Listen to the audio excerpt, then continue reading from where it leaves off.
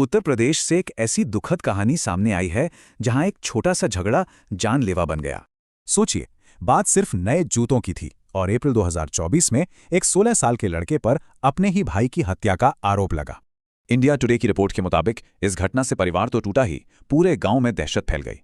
तो सवाल ये है कि क्या ये कोई अकेली अजीब घटना थी या युवाओं में गुस्सा इतना आम हो गया है? आंकड़े वाकई चौंकाने वाले हैं। एक स्टडी में 51.9% भारतीय किशोरों में आक्रामक व्यवहार पाया गया। ये आंकड़े एक बड़ी और छिपी हुई सच्चाई दिखाते हैं, किशोरों के बीच पारिवारिक हिंसा की। इसे सिबलिंग वायलेंस कहते हैं, और ये सिर्फ भाई बहन की नोक-झोंक नहीं, बल्कि हिंसा का एक गंभीर रूप है।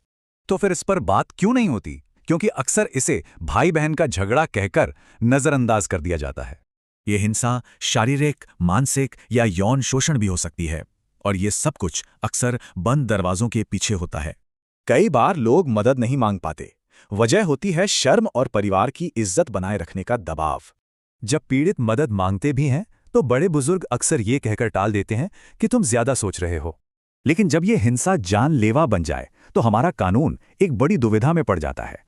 सवाल ये है, आरोपी पर एक बच्चे की तरह केस चले या एक वयस्क अपराधी की तरह? दोनों में बहुत फर्क है। हाल ही में इलाहाबाद हाईकोर्ट ने कहा कि जुवेनाइल जस्टिस एक्ट के नियम इस मामले में बिल्कुल साफ नहीं हैं।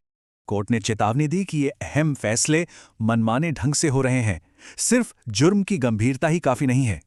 इसी के जवाब में कोर्ट ने जांच परख के लिए कुछ नए और साफ दिशा निर्देश तैयार किए हैं। अब बच्चे की दिमागी हालत, उसके बर्ताव का पैटर्न और उसका पिछला रिकॉर्ड सब कुछ देखना जरूरी होगा। ये मामला हमें सोचने पर मजबूर करता है कि हम मामूली झगड़े और छिपी हुई हिंसा के बीच का फर्क कैसे पहचानें।